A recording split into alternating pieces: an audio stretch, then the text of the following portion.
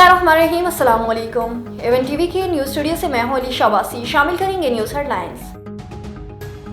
मोहलत नहीं पेशकश, मुजाहिरीन उठ जाएं वरना कार्रवाई होगी। वजीर आला सिंध की मोहलत, बोले धरने वालों को वार्निंग दी गई है, किसी को शहर बंद करने की इजाजत नहीं दे सकते। मुजाहिरीन पर 3 मुकदमात दर्ज, 19 अफराद को गिरफ्तार कर लिया गया।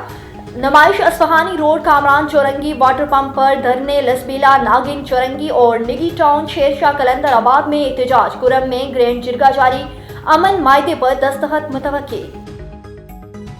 बल्दियाती नुमाइंदों का एहतजाज, पेशावर का रेड जोन मैदानी जंग बन गया। पुलिस की शेलिंग, असेंबली जाने वाली सड़क बंद कर दी गई। धरनों ने मौशियत का दड़न तख्ता करने में कसर नहीं छोड़ी। वजीर आजम शहबाज शरीफ की न्यूज कॉन्फ्रेंस, कहा मौशियत इस्तेहकाम अब टेक ऑफ करना है। उड़ान पाकिस्तान मंसूबा नए साल में नेक शगुन साबित होगा।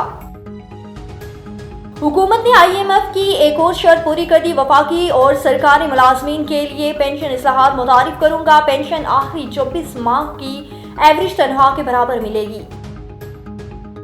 और यूनान किश्ती हादसा, मजीद 4 पाकिस्तानियों की लाशें मिल गई। पाकिस्तानियों की तादाद 9 हो गई।